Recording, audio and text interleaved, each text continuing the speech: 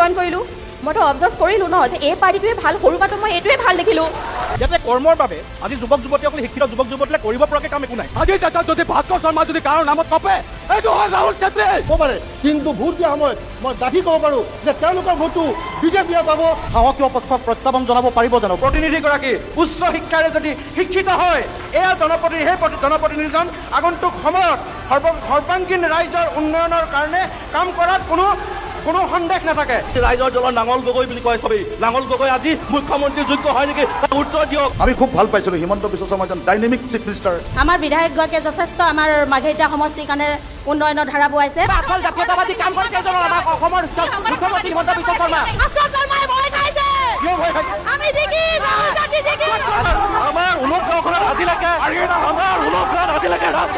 সন্মুখত নিৰ্বাচন আছে আৰু নিৰ্বাচনৰ প্ৰাকখনত আমি সমষ্টি আহি উপস্থিত হৈছিলোঁ আৰু আজিও এটা গুৰুত্বপূৰ্ণ সমষ্টিত আহি আমি উপস্থিত হৈছোঁ এয়া হৈছে মাৰ্ঘেৰিটা সমষ্টি কৈলাৰাণী মাৰ্ঘেৰিটা এই মাৰ্ঘেৰিটা সমষ্টিত বিগত সময়ছোৱাত কি কাম হ'ল সেই সম্পৰ্কে আমি কথা পাতিম এইবাৰ মাৰ্ঘেৰিটা সমষ্টিত প্ৰকৃততে কাৰ বিজয়ৰ সম্ভাৱনা আছে মাৰ্ঘেৰিটা সমষ্টিত তৃণমূল পৰ্যায়ত দল সংগঠনৰ কৰ্মীসকলৰ উৎসাহ উদ্দীপনা কিমান চৰকাৰী আঁচনি বা চৰকাৰী নীতিক লৈ কিমান সন্তুষ্ট কিমান অসন্তুষ্ট বিধায়ক আছে ভাস্কৰ শৰ্মা বিজেপিৰ বিধায়ক এই সম্পৰ্কে অৱগত আপোনালোক বিগত সময়ছোৱাত এগৰাকী বিধায়ক হিচাপে ভাস্কৰ শৰ্মাৰ কাম কাজৰ খতিয়ানো দাঙি ধৰিবলৈ চেষ্টা কৰিম আজি আৰু সমান্তৰালভাৱে ভাস্কৰ শৰ্মাক প্ৰত্যাহ্বান জনাবলৈ কিমান সক্ষম হ'ব বিৰোধী ইয়াতে কংগ্ৰেছে প্ৰাৰ্থিত্ব বিচাৰিছে ৰাইজৰ দলে প্ৰাৰ্থিত্ব বিচাৰিছে আৰু শক্তিশালী ৰূপত বিৰোধী অৱতীৰ্ণ হ'বনে নহয় সেই সম্পৰ্কেও জানিম লগতে সমান্তৰালভাৱে অৰাজনৈতিক দল সংগঠনৰো প্ৰতিনিধি আছে আৰু তেওঁলোকৰ পৰা আমি নিৰপেক্ষ ভাষ্য ল'বলৈ চেষ্টা কৰিম আজিৰ এই অনুষ্ঠানত ৰাজনৈতিক দলৰ প্ৰতিনিধিসকল আছে বিজেপি সেইফালে আছে চাগে হাত দাঙি দিব পাৰে আপোনালোকে এবাৰ গতিকে বিজেপিৰ কৰ্মীসকলক দেখিবলৈ পাইছে তেওঁলোকৰ উৎসাহ আছে তৃণমূল পৰ্যায়ত ঠিক আছে ৰাইজৰ দল আছে নেকি হ'ব ৰ'ব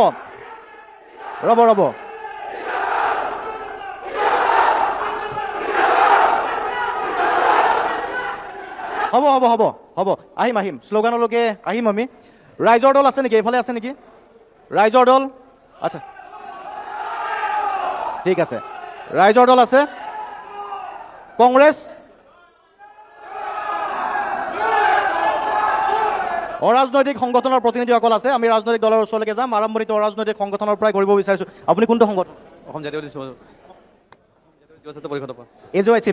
এজিৱাইচিপিৰ প্ৰতিনিধি উপস্থিত আছে বিগত সময়ছোৱাত এগৰাকী অৰাজনৈতিক সংগঠনৰ প্ৰতিনিধি হিচাপে নিজৰ সমষ্টিটোত কি দেখিবলৈ পালে কিমান দূৰ উন্নয়ন হৈছে বিধায়কগৰাকী কিমান সফল হৈছে কোনে ক'ব পাৰিব আচ্ছা ঠিক আছে কওক আহিছোঁ মাৰ্ঘেৰিটা বিধানসভা সমষ্টিৰ আমি যেতিয়াৰ পৰাই সংগ্ৰাম কৰিছোঁ 2টা দশক অতিক্ৰম কৰিছে আজি 24টা বছৰে এজিৱাইচিপিৰ লগত জড়িত হৈ আছোঁ আৰু তাহানিৰ পৰাই আমি ক'বই লাগিব তাহানিৰ যুগৰ পৰা আমি কথাখিনি ক'ব লাগিব যে তাহানিৰ তদানীন্তন চৰকাৰৰ দিনত যিখিনি কাম কাজ সেই কাম কাজত আমি যি ধৰণে সাধাৰণ জনতাই যি ধৰণে আস্থাভাজন হৈছিল তাৰ সমান্তৰালভাৱে কিছু কাম কাজবিলাক হৈ নুঠিল যি ধৰণে প্ৰতিশ্ৰুতি দিছিল সেই প্ৰতিশ্ৰুতি হৈ নুঠাৰ বাবে 2016 চনত মাৰ্ঘেৰিটা সমষ্টিবাসী ৰাইজে বিধায়ক ভাস্কৰ শৰ্মা ডাঙৰীয়াক দিছপুৰলৈ প্ৰক্ষেপ কৰিলে তাৰ সমান্তৰালভাৱে তাহানিৰ যিখিনি সমস্যা কিছু সমস্যা সমাধান হ'ল নোহোৱা নহয় আমি উন্নয়ন বিৰোধী নহয় 1 নম্বৰ কথা আমি উন্নয়ন বিৰোধী নহয় উন্নয়ন হৈছে কিন্তু কেৱল মাত্ৰ ৰাস্তা পদূলি নিৰ্মাণ কৰি বাবা ল'লে নহ'ব সামগ্ৰিক দিশটো আমি চাব লাগিব আজি মাৰ্ঘেৰিটা বিধানসভা সমষ্টিৰ অসম অৰুণাচল সীমান্তৱৰ্তী অঞ্চলসমূহ আছে এই অঞ্চলসমূহত বহু জনবসতি অঞ্চল আছে বিভিন্ন জনজাতিৰ লোকসকল আছে সেই জনজাতিৰ লোকসকলৰ বহু অভাৱ অভিযোগ আছে বহু গাঁও অৰুণাচলৰ লগত চামিল হ'বলৈ লৈছিল আৰু বিভিন্ন সময়ত আমি ইয়াৰ মাৰ্ঘেৰিটাৰ বিভিন্ন দল সংগঠনে যৌথভাৱে আমি সংগ্ৰাম কৰিছোঁ আৰু তাৰ সমান্তৰালভাৱে অসম অৰুণাচলৰ সীমান্তৱৰ্তী এক সমস্যা আছে অৰুণাচলে মাৰ্ঘেৰিটাৰ যি দাঁতিকাষৰীয়া অঞ্চলসমূহ আছে তেখেতে নিজৰ বুলি তেখেতৰ দাবী উত্থাপন কৰে ইয়াৰ লৈ এটা দীৰ্ঘদিনীয়া এটা সংঘাত আছে গতিকে সেই তাহানি চৰকাৰৰ এই সমস্যাটো কিন্তু স্থায়ী সমাধান কৰিব নোৱাৰিলে আৰু বৰ্তমানৰ শাসননিষ্ঠ চৰকাৰৰ সন্মানীয় জনপ্ৰতিনিধি যি ধৰণে আচলতে পদক্ষেপ ল'ব লাগিছিলে তেনেধৰণে হয়তো লোৱাত ক'ৰবাত নহয় ক'ৰবাত আখুৱা ৰৈ গৈছে তেখেতৰ গতিকে এই আখুৱাবিলাক দূৰীকৰণ কৰিব লাগিব তাৰ সমান্তৰালভাৱে আমি যদি জাগুনৰ পৰা আহোঁ জাগুনত যি আমাৰ চিকিৎসালয়টো যি ধৰণে উন্নয়ন হ'ব লাগিছে তেনেধৰণে উন্নয়ন নহ'ল তাৰ সমান্তৰাল আমি তাপবিদ্যুৎ প্ৰকল্প প্ৰকল্পৰ কাম তদানীন্তন চৰকাৰে 2000 বিঘা ভূমি অধিগ্ৰহণ কৰিলে 660 মেগাৱাটৰ কাৰণে, কিন্তু সেই অধিগ্ৰহণে থাকি গ'ল। তাৰ সমান্তৰালভাৱে 2016 চনত চৰকাৰ আহিল, আমি সকলোৱে আদৰণি জনালোঁ। তাৰপিছতে সন্মানীয় অসমৰ মুখ্যমন্ত্ৰী সৰ্বানন্দ সোণোৱাল আহি কিনে সেই আধাৰশিলা স্থাপন কৰিলে, কিন্তু সেই আধাৰশিলাতে থাকিলে, তাৰপিছত হৈ নুঠিল। তাৰপিছতে কিন্তু কেন্দ্ৰীয় চৰকাৰৰ যিগৰাকী কয়লা মন্ত্ৰী, উদ্যোগ শক্তিমন্ত্ৰী, সেই শক্তিমন্ত্ৰীয়ে ঘোষণা কৰিলে যে মাৰ্ঘেৰিটা যি তাপবিদ্যুৎ প্ৰকল্প, এই প্ৰকল্প কিন্তু কৰা নহ'ব। তাৰ সমান্তৰালভাৱে আমি যদি কওঁ মাৰ্ঘেৰিটা যি আমি দীৰ্ঘদিনীয়া দাবী যি মাইনিং স্কুল, এই মাইনিং স্কুলৰ কাৰণে কিন্তু আজি পৰ্যন্ত কোনো এজন জনপ্ৰতিনিধিয়ে যিধৰণে ব্যৱস্থা গ্ৰহণ কৰিব লাগিছে তেনেদৰে ব্যৱস্থা গ্ৰহণ নকৰিলে। তদানীন্তন চৰকাৰৰ যি নিজকে মহাপ্ৰতাপী যি মন্ত্ৰী প্ৰদ্যুৎ বৰদলৈ ডাঙৰীয়া সেই সময়ত গুৰুত্ব আৰোপ নকৰিলে। আৰু বৰ্তমানৰ যি আমাৰ শাসনাধিষ্ঠ বিজেপি চৰকাৰ সন্মানীয় বিধায়ক ডাঙৰীয়াক আমি বিভিন্ন সময়ত স্মাৰকপত্ৰ প্ৰদান কৰিছোঁ, দাবী জনাই আহিছোঁ, কিন্তু তেখেতে আশ্বাস প্ৰদান। তাৰ সমান্তৰালভাৱে আমাৰ যি ভিতৰুৱা যি আমাৰ অঞ্চলসমূহ আছে, আমাৰ পেঙেৰি ছাইডৰ যদি আমি সেই অঞ্চলসমূহত কিন্তু আজি পৰ্যন্ত যিধৰণে উন্নয়ন হ'ব লাগিছিলে উন্নয়ন হৈ নুঠিল। তাৰ সমান্তৰালভাৱে লিডুৰ আজি পশু চিকিৎসালয় আজি পৰ্যন্ত হৈ নুঠিল। তাৰ কাৰণে মাটি অধিগ্ৰহণ কৰিছে তদানীন্তন চৰকাৰে, কিন্তু বৰ্তমানৰ শাসনাধিষ্ঠ চৰকাৰে কিন্তু গুৰুত্ব আৰোপ নকৰিলে। হৈ নুঠা কামবিলাকত তালিকাখন দীঘলীয়া দিছে আপুনি। 10ৰ ভিতৰত কিমান নম্বৰ পাব তেতিয়াহ'লে বিধায়কগৰাকীয়ে? এই যি আধৰুৱা যিখিনি আমি তদানীন্তন চৰকাৰে যিখিনি কামবিলাক যিবিলাক ডাঙৰ যিখিনি কাম আচলতে হাতত লৈছিলে সেই কামবিলাক মাৰ্ঘেৰিটা ওচৰৰে যি আমাৰ বুজিছোঁ, দীঘলীয়া তালিকা আছে, মই পুনৰ ৰাখিম, কিন্তু আপুনি যদি নম্বৰ দিব বিচাৰে কিমান দিব পাৰিব? তেখেতৰ যদি নম্বৰ আমি আচলতে 2 নম্বৰ দিবলৈ বিচাৰিছোঁ মাত্ৰ। ঠিক আছে, গতিকে এগৰাকী বিধায়ক ভাস্কৰ শৰ্মা 10ৰ ভিতৰত 2 নম্বৰ দিব বিচাৰিছে। সংগঠন আৰু একে সংগঠনে AJCP নেকি? AJCP ছাত্ৰ মুক্তিৰ ওচৰলৈকে আহিব বিচাৰিছোঁ। সমষ্টি মাৰ্ঘেৰিটা দীৰ্ঘদিনীয়া দাবী, 10ৰ ভিতৰত 2 নম্বৰ দিছে বিধায়কগৰাকীক। কিয় দিবলগীয়া হৈছে, কিয় বিফল হ'ল? ৰাস্তা ঘাটৰ কথা কৈছে, যথেষ্ট ৰাস্তা ঘাট আগতকৈ ভাল হোৱা বুলি কৈছে, কিন্তু মৌলিক সমস্যা বা এই যিটো মাৰ্ঘেৰিটা কয়লা ৰাণী বুলি কোৱা হয়, গতিকে ইয়াতে আৰ্থিকভাৱে স্বাৱলম্বিতাৰ পৰা আৰম্ভ কৰি বিভিন্ন প্ৰসংগ আছে, কিমান সফল হ'ল? নাই শান্তনুদা, চাওক, যোৱা 10টা বছৰে মাৰ্ঘেৰিটা সমষ্টিৰ সন্মানীয় বিধায়কগৰাকী সদনত মৌন হৈ বহি থাকিলে। আপোনালোক সকলোৱে জানে, অসমবাসী ৰাইজে সকলোৱে জানে যে ভাস্কৰ শৰ্মা ডাঙৰীয়া এছেম্বলি সময়ত মৌন হৈ বহি 10টা বছৰ অতিবাহিত কৰিলে। তাৰপিছত আমি দেখিবলৈ পাইছোঁ যে মাৰ্ঘেৰিটা সমষ্টি অসমৰ ভিতৰতে এনেকুৱা এটা সমষ্টি যি সমস্যাৰে জৰাজীৰ্ণ এটা সমষ্টি। আজি চাওক, মাৰ্ঘেৰিটা সমষ্টিটোত এনে বহু সমস্যা আছে। আজি যদি কোনোবাই যদি শিক্ষিত যুৱক যদি ভাবিছে যে পশুপালনৰ যোগেদি তেওঁ আত্মনিৰ্ভৰশীলভাৱে তেওঁ নিজৰ পৰিয়ালটোক আগবঢ়াই নিব, কিন্তু মাৰ্ঘেৰিটা সমষ্টিত এখন পশু চিকিৎসালয়ৰ অভাৱ। আজি চাওক, আজি আমাৰ মাৰ্ঘেৰিটা সমষ্টিটোত যদি জনসাধাৰণক যদি বেজিয়ে যদি হাতত ফুটে, তেতিয়াও আপোনাৰ ডিব্ৰুগড়লৈ ৰেফাৰ কৰিবলগীয়া হয়। ইয়াতে চিকিৎসাৰ ব্যৱস্থাটো একেবাৰে অনুন্নত, ইয়াতে ব্লাড বেংকৰ ব্যৱস্থা নাই। আজিও চাওক, মাৰ্ঘেৰিটা মহাবিদ্যালয় যিটো বিজ্ঞান শাখাটো আজি তাৰিখলৈকে আমি ৰাইজে বহুবাৰ দাবী উত্থাপন কৰাৰ পাছতো প্ৰভিঞ্চিয়েলাইজ কৰি নিদিলে, চৰকাৰীকৰণ কৰি নিদিলে। এনে বহু সমস্যা আছে যি সমস্যাই মাৰ্ঘেৰিটা সমষ্টিটোক আজিও সমস্যাৰ ওপৰতে জড়িত কৰি ৰাখিছে। আৰু আপুনি যিটো অৰ্থনীতিৰ কথাটো কৈছে, আজি চাওক, মাৰ্ঘেৰিটাৰ পৰা বহু হাজাৰ যুৱক যুৱতী বাহিৰলৈ গৈছে, বেংগালুৰুলৈ গৈছে, কলিকতালৈ গৈছে, কৰ্মসংস্থাপনত গৈছে, শিক্ষিত যুৱক যুৱতী গৈছে। ইয়াতে অকল একমাত্ৰ কয়লা উদ্যোগটো আছে, ইয়াৰ পৰাও আমাৰ কোল ইণ্ডিয়াৰ পৰাও ইয়াতে কৰ্মৰত যিসকল কৰ্মৰত তেওঁলোকক বাহিৰলৈ ট্ৰান্সফাৰ দিছে। ইয়াতে কৰ্মৰ বাবে আজি যুৱক যুৱতীসকলে শিক্ষিত যুৱক যুৱতীসকলে কৰিব পৰাকৈ কাম একো নাই। একমাত্ৰ কয়লাৰ যিটো চিণ্ডিকেট, এই চিণ্ডিকেটত জড়িত হোৱাৰ বাদ দি ইয়াতে যে কোনোবাই যে পশুপালনৰ যোগেদি হওক বা এগ্ৰিকালচাৰ ক্ষেত্ৰত আগবঢ়াই নিব পৰাকৈ ইয়াতে কোনো ধৰণৰ ব্যৱস্থা নাই। আজি আমি বাৰে বাৰে প্ৰশ্ন উত্থাপন কৰি আহিছিলোঁ যে ঔদ্যোগিক নগৰী হিচাপে ইয়াতে মাৰ্ঘেৰিটা সমষ্টিটো গঢ় দিয়াৰ চেষ্টা কৰিব লাগিছিল। আজি বিধায়ক ডাঙৰীয়া ঔদ্যোগিক নগৰী হিচাপে গঢ় দিয়াৰ কথা কৈছিল, কিন্তু সেয়া ফুটুকাৰ ফেনাত পৰিণত হৈছে। গতিকে মাৰ্ঘেৰিটা সমষ্টিটোৰ এনে সমস্যা আছে যি সমস্যা আজি হয়তো আমি শেষ কৰিব নোৱাৰিম। আৰু আপুনি যিটো নম্বৰৰ কথাটো কৈছে, আমি ছাত্ৰ মুক্তি সংগ্ৰাম সমিতিয়ে ভাস্কৰ শৰ্মা ডাঙৰীয়াক 10ৰ ভিতৰত 0 নম্বৰ আমি অতিবাহিত কৰিছোঁ। ঠিক আছে, 10ৰ ভিতৰত 2 পাইছে, 10ৰ ভিতৰত 0 পাইছে। আৰু অৰাজনৈতিক সংগঠন আছে নেকি? তাৰপাছত মই ৰাজনৈতিক দলৰ ওচৰলৈ আহিম। অন্য সংগঠন কোনটো সংগঠনৰ প্ৰতিনিধিত্ব কৰিছে? আমি ছাত্ৰ সন্থাৰ ফালৰ পৰা আহিছোঁ। চাহ জনজাতি ছাত্ৰ সন্থাৰ ফালৰ পৰা আহিছে। ইয়াতো আদিবাসী জনসংখ্যা যথেষ্ট আছে, ভোটাৰ যথেষ্ট আছে। বিজেপি চৰকাৰখনে বহুত কাম কৰা বুলি কৈছে আদিবাসী লোকসকলৰ বাবে। বিধায়কগৰাকীয়ে কি কৰিছে আৰু কিমান দূৰ সন্তুষ্ট হৈছে আপোনালোক? এটিকলি দুটিপাত, 5,000 টকাৰ পৰা স্কুল, মাটিৰ পট্টাকে ধৰি বিভিন্ন ধৰণৰ প্ৰসংগ কৈছে। চাওক, আচলতে এটা কথা ক'বই লাগিব, আমি বিজেপি চৰকাৰক আচলতে ভাস্কৰ শৰ্মা ডাঙৰীয়া বহু আশা বহু প্ৰত্যাশা লৈ পেলাই আমি তেখেতক আসন দিছিলোঁ। আৰু কিন্তু এটা কথা ক'ব লাগিব, মাৰ্ঘেৰিটা সমষ্টি কোৱাৰ লগে লগে চাহ জনগোষ্ঠী অধিকৃত অঞ্চল, কিন্তু মাৰ্ঘেৰিটা সমষ্টিৰ ৰাইজে কিন্তু বাগিচা যদি মই বাগিচাৰ পৰা প্ৰতিনিধি কৰিছোঁ, কাৰণ বাগিচাৰ কথা ক'ব লাগিব। বাগিচাৰ প্ৰথমতে ক'ব লাগিব যে আমি 351 টকা হাজিৰা লৈ পেলাই তেওঁলোকে, এইটো আমি কোৱা কথা নহয়, আমি আচলতে দাবী কৰিছোঁ, বিজেপি চৰকাৰে কৈছে তেওঁলোকৰ শাসনত অহাৰ লগে লগে 351 টকা লৈ তেওঁলোকৰ দৈনিক যে শ্ৰমিকৰ দৈনিক মজুৰি বৃদ্ধি কৰিব। কিন্তু অতিকৈ পৰিতাপৰ বিষয়, আজি প্ৰায় কেইবাটা বছৰ অতিক্ৰম হ'ল, কিন্তু এতিয়া ইলেকশ্যন অহা খন্তেক কেইদিনমান আগতে আমি দেখিবলৈ পাইছোঁ সামাজিক মাধ্যমত মাত্ৰ 30 টকা, মানে 250 টকা আছিলে, মাত্ৰ 30 টকালৈ বৃদ্ধি কৰিব বুলি তেওঁলোক কৈছে, এতিয়া পৰ্যন্ত হোৱা নাই। আমি কেইবাদিন ধৰি আমি দাবী কৰি আহিছিলোঁ যে বাগিচাত বসবাস কৰা যি নেকি মাটি পাট্টা আছে, মাটি পাট্টা দিব লাগিব। আৰু এটা কথা আমি তেখেতসকল যেতিয়া ঘোষণা কৰিছিলে আমি আদৰণি জনাইছিলোঁ, কিন্তু এইটোও ক'ব লাগিব যে আজি পৰ্যন্ত কিন্তু বাগিচাৰ মাটি পাট্টা নামত কেৱল মাত্ৰ কেইটামান ফৰ্ম দিয়াৰ বাহিৰে কিন্তু মাটি পাট্টা তেওঁলোকে এতিয়া দিবলৈ সক্ষম হোৱা নাই। আৰু এটা কথা আমি ক'বই লাগিব যে বাগিচা অঞ্চল বুলি কোৱাৰ লগে লগে তেওঁলোকে বিভিন্ন আঁচনি দিয়াৰ কথা কৈছে, কিন্তু কেৱল মাত্ৰ বাগিচাৰ ৰাজপথ বনাই দিয়াৰ কাৰণে কেৱল মাত্ৰ মাটি পাট্টা বনাই দিলেই, কেৱল ৰাজপথ বনাই দিলে যে তেওঁলোকৰ সমস্যা সমাধান হ'ব বুলি নাভাবোঁ। কাৰণ আমি দেখিব পাইছোঁ চাহ জনগোষ্ঠীৰ এটা মৌলিক সমস্যা হৈছে জনজাতিকৰণ। তেওঁলোকে কিন্তু জনজাতিকৰণৰ নামত কিন্তু বাৰে প্ৰতি কিন্তু তেওঁলোকে টুপি পিন্ধোৱাৰ বাহিৰে কিন্তু বেলেগ অন্য কিবা কৰিছে বুলি আমি নাভাবোঁ। ঠিক আছে, বিধায়কগৰাকীয়ে ব্যক্তিগতভাৱে বিধায়কগৰাকীক লৈ কিমান সন্তুষ্ট? 10ৰ ভিতৰত 2 দিছে, 0 দিছে, আপুনি কি দিব? নহয়, আমি তুলনামূলকভাৱে ক'ব লাগিব যে বিধায়কগৰাকীয়ে কিছুমান কাম কৰিছে, কিন্তু চাব গ'লে কিন্তু এটা কথা আমি ক'বই লাগিব, এতিয়া মাহেতা চহৰৰ লাগি থকা দিৰক দিওমালি যিটো পথ আছে, তাত অন্তত 3টাকৈ বাগিচা সংযোগী এখন পথ, কিন্তু আজি পৰ্যন্ত আমি বাৰম্বাৰ দাবী জনোৱাৰ পাছত, বাৰম্বাৰ আন্দোলন কৰাৰ পাছত কিন্তু এই পথটো আজিলৈকে নবনিলে। এনেকুৱা বহু সমস্যা আছে, সেইকাৰণে আমি যদি ক'বলৈ যাওঁ বিধায়কগৰাকী অতি কমে কিন্তু 2ৰ পৰা বেছি দিব আমি নোৱাৰোঁ। 2ৰ পৰা বেছি দিব বিচৰা নাই। আৰু ৰাজনৈতিক সংগঠন আছে, ঠিক আছে, আপুনি কোনটো? সদমৰণ ছাত্ৰ সন্থা। সদমৰণ ছাত্ৰ সন্থাৰ পৰা আছে। আপুনি কি ধৰণে বিশ্লেষণ কৰিছে বিধায়কগৰাকী? হয়, পোনপ্ৰথমে ক'ব লাগিব আমাৰ মাৰ্ঘেৰিটা সমষ্টিত মই জন্ম লোৱা আজি 25 বছৰ হৈছে। 25 বছৰৰ আগত পোনপ্ৰথমে মই জন্ম হৈ দেখিলোঁ কংগ্ৰেছ চৰকাৰক। কংগ্ৰেছ চৰকাৰে লালিপপ দিলে মাৰ্ঘেৰিটাবাসীক, এটা সাংঘাতিক লালিপপ দিলে। এজন মুখ্যমন্ত্ৰী আছিলে ইয়াৰ, এজন বিধায়ক আছিলে ইয়াৰ, তেখেতৰ নাম প্ৰদীপ বৰদলৈ, কিন্তু গাঁও ভূঞে তেখেতৰ নামটো খুব জনপ্ৰিয় হৈছে লুণ্ঠন বৰদলৈ বুলি। আৰু এতিয়া এই সমষ্টিলৈ আকৌ শুনিছোঁ দ্বিতীয়বাৰ লুণ্ঠন বৰদলৈ পাৰ্ট 2 আহি আছে। এতিয়া আমাৰ সমস্যাখিনি কৈছোঁ, তেকেই দেখোন লুণ্ঠন বৰদলৈয়ে 2008 চনত চিকিৎসালয় নিৰ্মাণ কৰিছিলে, তাত কমিশ্যনৰ অংক বহুত হ'ল, কিন্তু সেই চিকিৎসালয়খন এতিয়া কিন্তু টেকেই ৰাইজৰ চৰণীয়া গৰুবিলাক যেতিয়া ঘৰত পঘা ল'বলৈ নাহে, সেই গৰুবিলাকে বাস কৰে। তাত কিন্তু আজিলৈকে ডক্টৰ নাৰ্ছ বা উপযুক্ত একোৱেই নাই, এতিয়া ভাঙি চিঙি পচি গৈছে। আৰু দ্বিতীয় কথা হ'ল কঁঠালগুৰিত এখন, কঁঠালগুৰি আদৰ্শ চিকিৎসালয়ত OPD ব্যৱস্থা আছে, কিন্তু IPD ব্যৱস্থা নাই। আদৰ্শ চিকিৎসালয়ত কি থাকিব লাগে সেয়া ৰাইজে জানে। আৰু আমাৰ শিক্ষকসকল এই মাৰ্ঘেৰিটা সমষ্টিত আমাৰ যিমানকেইখন অসমীয়া মাধ্যমৰ স্কুল আছে, সেই স্কুলসমূহ বন্ধ হ'ব ধৰিছে। কি কাৰণে জানে? তাত ষ্টুডেণ্টে নাযায়। কি কাৰণে যাব? ইয়াত যিমান সংখ্যক মানুহ আছে, মই জনা সম্ভৱত সকলোৱে প্ৰাইভেট স্কুলত পঢ়ায়। এই কাৰণে পঢ়ায়, তাত এখন LP স্কুলত 2জন টিচাৰ দিয়ে, তাৰে এজন BLOত লগায়, ক'ৰবাত ৰাতিপুৱা ক'ৰবাত GPS ফটো মৰাব পঠায়। এয়া উন্নতি হৈছে আমাৰ মাৰ্ঘেৰিটাৰ কাৰণে। না ঠিক আছে, তেতিয়া প্ৰদ্যুৎ বৰদলৈৰ কথা কৈছে এই প্ৰসংগত, কিন্তু বৰ্তমান বিজেপিৰ চৰকাৰ আছে, বিধায়ক বিজেপিৰ আছে। হয়, তেখেতৰ গুণগান আমি ৰাইজে কৰিম, এতিয়া ৰাইজে কৰি আছে, আমি কৰিম। তেখেতে হয় 2টামান ৰাস্তা বনাইছে, সেইটো হুকুৰালিও বনাব। আৰু দ্বিতীয় কথাটো কি হ'ল, তেখেতে আজি ইমান দিনে গাঁৱে ভূঞে ঘূৰিবলৈ সময় নহয়। ইলেকশ্যন আহিছে, বহুত মানুহ গৈছে, নাই যোৱা বুলি নকওঁ, কাৰণ ইলেকশ্যন আহিছে, ভোট লাগেতো। তাৰ আগতে কিন্তু ইয়াত যি কয়লা এণ্ট্ৰি পইচা, কাঠৰ এণ্ট্ৰি পইচা ল'ম বুলিয়ে ৰখি থাকে। কোনে? বিধায়কগৰাকীয়ে তেখেতে মানুহ থৈ দিয়ে, সেইটো স্পষ্ট কথা। উন্নয়ন, ৰাস্তাটো বনিলে উন্নয়ন নহয়, প্ৰথম শিক্ষা, স্বাস্থ্য, এইখিনি লাগিবই আমাক। ঠিক আছে, ধন্যবাদ। আৰু সংগঠন আছেনে অৰাজনৈতিক সংগঠন? কোনটো সংগঠনৰ? সদৌ অসম জাতীয় যুৱ পৰিষদ। আচ্ছা, কি কয় বিধায়কগৰাকীৰ কাম কাজ?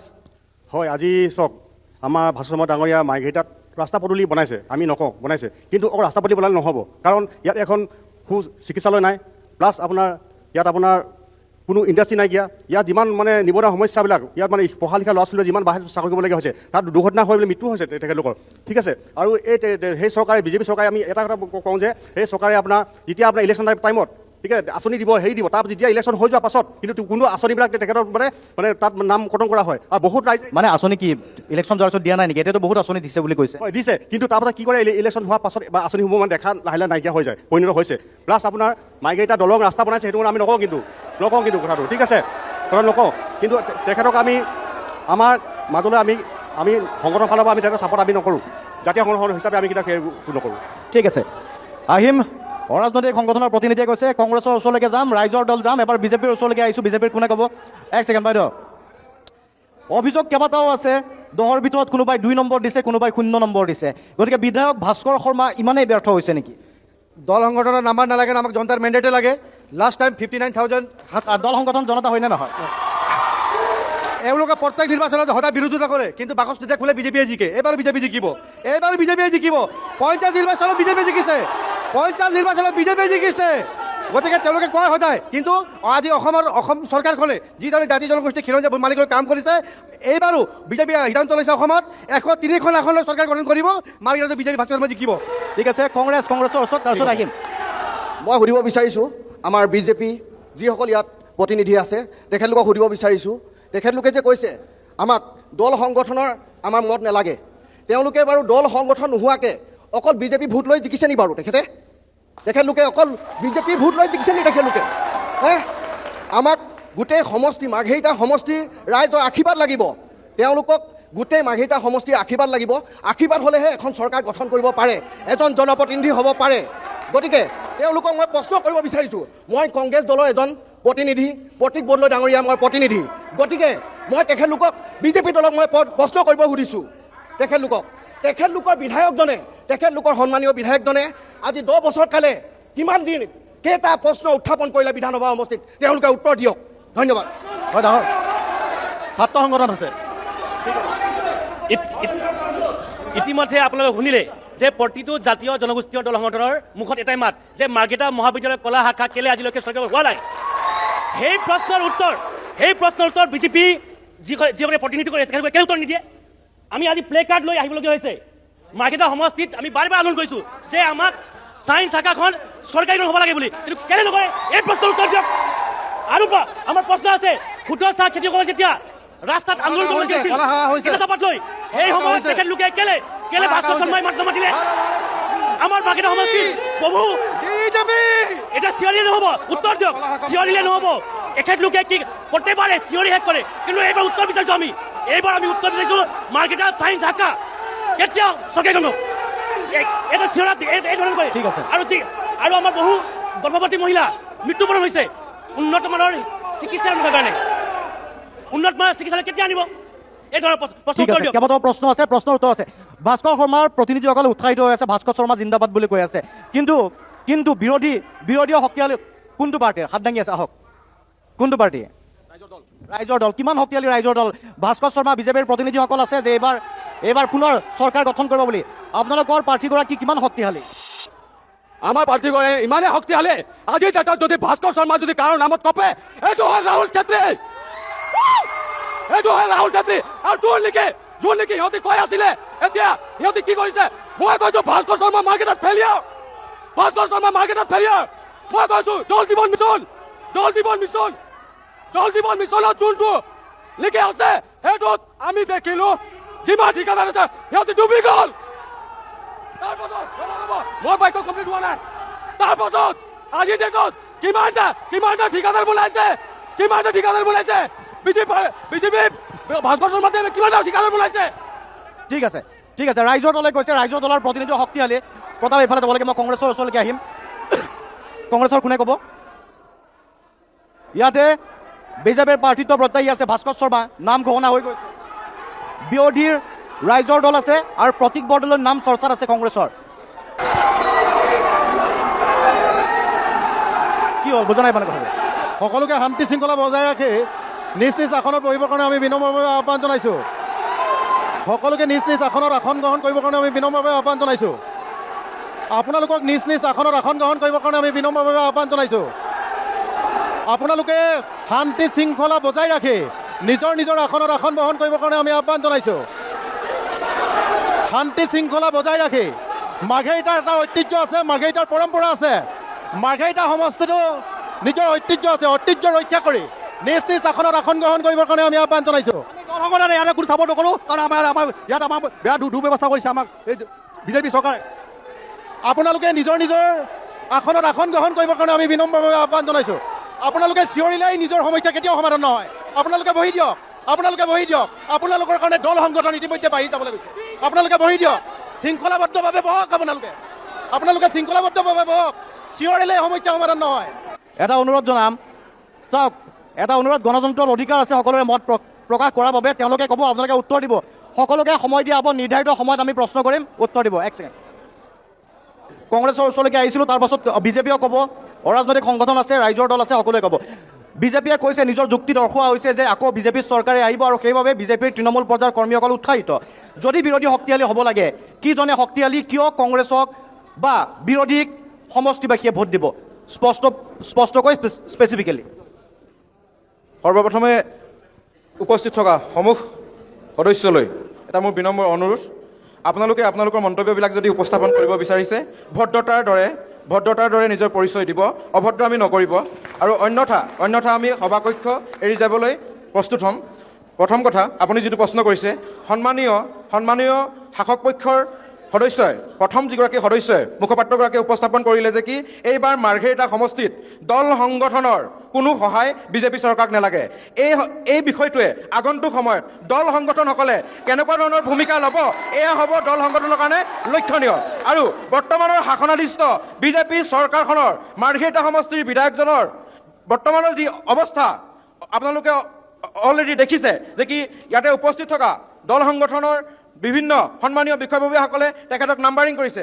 আৰু মই বিৰোধী দলৰ প্ৰতিনিধি হিচাপে মাৰ্ঘেৰিটা সমষ্টিৰ বিধায়কজনক যদি ক'বলৈ যাওঁ, তেখেতৰ যদি কুকৰ্মৰ বিষয়ে যদি ক'বলৈ যাওঁ, হয়তো বিৰোধী শাসক পক্ষসকলৰ গাত হয়তো সেইটো শক্তি নাই মই অনুৰোধ কৰিছোঁ যদি সময় আছে আপোনালোকৰ মই অনুৰোধ কৰিছোঁ আপোনালোকে এবাৰ শুনি যাওক বিগত 10টা বছৰে মাৰ্ঘেৰিটা সমষ্টিক প্ৰতিনিধিত্ব কৰা বিধায়কজনে আজিলৈকে বিধানসভাত এটা প্ৰশ্ন উপস্থাপন কৰিবলৈ তেখেতৰ সাহস নহ'ল আৰু মাৰ্ঘেৰিটা সমষ্টিত থকা মাৰ্ঘেৰিটা সমষ্টিৰ যি মৌলিক সমস্যা শিক্ষাৰ সমস্যা স্বাস্থ্যৰ সমস্যা ক্ষুদ্ৰ খেতিয়কসকলৰ যি সমস্যা একো এটা সমস্যা তেওঁ বিধানসভাত উপস্থাপন কৰিবলৈ সক্ষম নহ'ল আৰু আগন্তুক সময়ত আমাৰ উত্তৰ দিব দিয়ক বিজেপিয়ে ক'ব এতিয়া তাৰ পাছত কংগ্ৰেছে ক'ব আকৌ হ'ব এজন এতিয়া বিজেপিৰ প্ৰতিনিধিগৰাকীৰ ওচৰত যাব লাগে এক ছেকেণ্ড প্ৰশ্নটো শুনি লওক অভিযোগ আছে যে বিধানসভাৰ মজিয়াত এগৰাকী বিধায়কৰ যিটো দায়িত্ব থাকে বা যিটো ভূমিকা হ'ব লাগে সেই ভূমিকা নাই তেখেতে বিধানসভাৰ সদনৰ মজিয়াত এটা প্ৰশ্ন উত্থাপন নকৰিলে এটা নিষ্ক্ৰিয় ভূমিকা দেখিবলৈ পোৱা গ'ল ভাস্কৰ শৰ্মাক মই কথা কিছুমান কওঁ প্ৰথমে কংগ্ৰেছৰ ফালৰ পৰা এটা হেৰি আহিলে যে আমাৰ ইয়াৰ কোনো প্ৰতিনিধিয়ে ক'লে যে দল সংগঠনৰ প্ৰয়োজন নাই এই কথাটো কোৱা নাই এইটো প্ৰথমে 1 মিনিট মোক কৈ ল'ব দিয়ক তাৰপিছত আপুনি ক'ব আকৌ হুলস্থুল হ'ব তো কথাটো হ'ল যে মাৰ্ঘেৰিটাৰ ৰাইজে দুবাৰকে প্ৰথমবাৰ 55% ভোট দি পেলাই ভাস্কৰ শৰ্মাক বিধানসভালৈ পঠিয়াইছিল 21 চনত 56% ভোট দি পেলাই বিধানসভা মজিয়ালৈ পঠিয়াইছিল 10 বছৰ বিধানসভাত থকাৰ পিছত আমি সকলোৱে জনা উচিত যে বিধায়ক এগৰাকী অকল তাত টিভিত উঠিলেই যে প্ৰশ্ন সোধাটো হয় সেইটো নহয় তাত ষ্টাৰ্ট আৰু নন ষ্টাৰ্ট কুৱেশ্যন থাকে লিখিত আৰু মৌখিক লিখিত প্ৰশ্নতে সুধিছে যদি তেওঁলোকে জানিব মোৰ ইচ্ছা আছে বিধানসভাত এই গোটেই তথ্যখিনি আছে 2 নম্বৰ ইয়াত কিছুমান দল সংগঠনে 0 আৰু 2 অংক দিছে আমাৰ প্ৰতিনিধিয়ে কৈছে যে দল সংগঠনে 2 আৰু 0 দিলে সেইটো ই ডাজ নট কাউণ্ট কি কৰে ৰাইজে কিমান সঁহাৰি দিছে 56% আৰু 55% আৰু 2019 ইলেকশ্যনত 69% ভোট পাই পেলাই ৰামেশ্বৰ তেলীয়াৰ জিকি গৈছিলে গতিকে আমি ভাৰতীয় জনতা পাৰ্টীৰ প্ৰত্যেকজন কাৰ্যকৰ্তাই এইটো আমাৰ দৃঢ় বিশ্বাস আছে যে ৰাইজ আমাৰ লগত আছে মাৰ্ঘেৰিটাৰ ৰাইজ আজি ইয়াত যিমান দল সংগঠন আছে তেওঁলোকো মাৰ্ঘেৰিটাৰ সন্মানীয় ৰাইজৰ ভিতৰতে পৰে গতিকে আজি হয়তো দলীয় কিবা বা সাংগঠনিক কিবা হেৰি কাৰণে তেওঁলোকে আমাৰ এগেইনষ্টত কথা ক'ব পাৰে কিন্তু ভোট দিয়া সময়ত মই ডাঠি ক'ব পাৰোঁ যে তেওঁলোকৰ ভোটটো বিজেপিয়ে পাব আৰু এইবাৰ আমি 1 লাখাধিক ভোটত ভাস্কৰ শৰ্মা বা আমাৰ বিজেপি দলৰ প্ৰাৰ্থীক জিকাই লৈ যাবলৈ বিধানসভাত পঠিয়াবলৈ সক্ষম হ'ম ধন্যবাদ ঠিক আছে বিজেপিয়ে উত্তৰ দিছে কংগ্ৰেছে প্ৰশ্ন কৰিছিল কংগ্ৰেছৰ ওচৰলৈকে আকৌ আহিম আন এটা ৰাজনৈতিক দল যিহেতু আছে এইবাৰ ৰাইজৰ দলৰ প্ৰতিনিধি আপুনি ৰাইজৰ দললৈকে ওচৰলৈকে আহিব বিচাৰিছোঁ সাহসীয় পক্ষ মিত্ৰতাত আছে ৰাইজৰ ইয়াতে বিৰোধীৰ ফালৰ পৰা দুটাকৈ ৰাজনৈতিক দলৰ নাম চৰ্চাত আছে কংগ্ৰেছ আৰু ৰাইজৰ দল এই দুইটা দল একত্ৰিত নহ'লে সাহসীয় পক্ষক প্ৰত্যাহ্বান জনাব পাৰিব জানো ভোট বিভাজনে আপোনালোকৰ সমস্যাৰ সৃষ্টি নকৰিব জানো আপোনালোকৰ প্ৰাৰ্থীগৰাকীক লৈ কিমান বিশ্বাসী যুৱ প্ৰাৰ্থী ৰাহুল চেত্ৰীয় যুৱ প্ৰাৰ্থী প্ৰতীক বৰদলৈও যুৱ প্ৰাৰ্থী আপুনি কুৱেশ্যনটো ভাল কৰিলে যুৱ প্ৰাৰ্থী ৰাহুল চেত্ৰী কোনো ব্যৱসায়ীৰ সন্তান নহয় ৰাহুল চেত্ৰী কোনো নেতা মন্ত্ৰীৰ সন্তান নহয় তেখেত খাটি খোৱা এজন খেতিয়কৰ সন্তান হয় আৰু তেখেত গৰীব দুখীয়া ঘৰৰ পৰা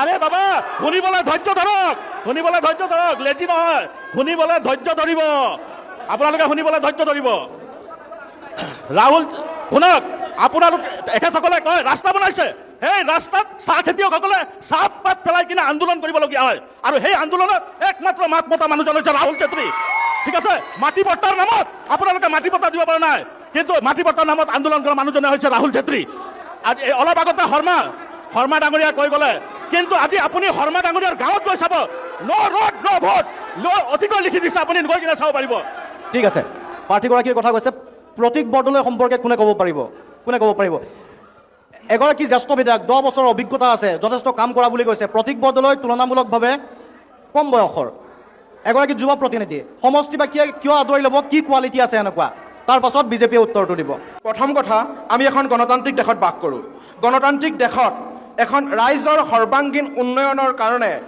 এজন শক্তিশালী নেতা এজন শক্তিশালী প্ৰতিনিধি সমষ্টিবিলাকৰ পৰা প্ৰতিদ্বন্দ্বিতা কৰাটো খুবেই প্ৰয়োজন আৰু সেই ক্ষেত্ৰত জনসাধাৰণৰ সৰ্বাংগীন উন্নয়নৰ কাৰণে সৰ্বপ্ৰথমে প্ৰতিনিধিগৰাকী উচ্চ শিক্ষাৰে যদি শিক্ষিত হয় এয়া জনপ্ৰতিনিধিজন আগন্তুক সময়ত সৰ্বাংগীন ৰাইজৰ উন্নয়নৰ কাৰণে কাম কৰাত কোনো সন্দেহ নাথাকে দ্বিতীয় কথা উচ্চ শিক্ষাৰে এজন শিক্ষিত প্ৰতিনিধিয়ে আগন্তুক সময়ত এছেম্বলিত বিধানসভাত ৰাইজৰ সৰ্বাংগীন উন্নয়নৰ কাৰণে প্ৰত্যেকটো বস্তু শৃংখলাবদ্ধ আৰু সুপৰিকল্পিতভাৱে উপস্থাপন কৰাত অকণো তেখেতৰ দুখ ত্ৰুটি ৰৈ নাযায় গতিকে এজন উচ্চ শিক্ষাৰে শিক্ষিত যুৱ নেতাক এইবাৰ মাৰ্ঘেৰিটা সমষ্টিৰ ৰাইজে বিচাৰে ধন্যবাদ ঠিক আছে কওক ৰ'ব এক ছেকেণ্ড আহি আছোঁ তাৰপাছত আমি অৰাজনৈতিক সংগঠনৰ ওচৰলৈকে আহিম, ছাত্ৰমুক্তিৰ ওচৰলৈকে।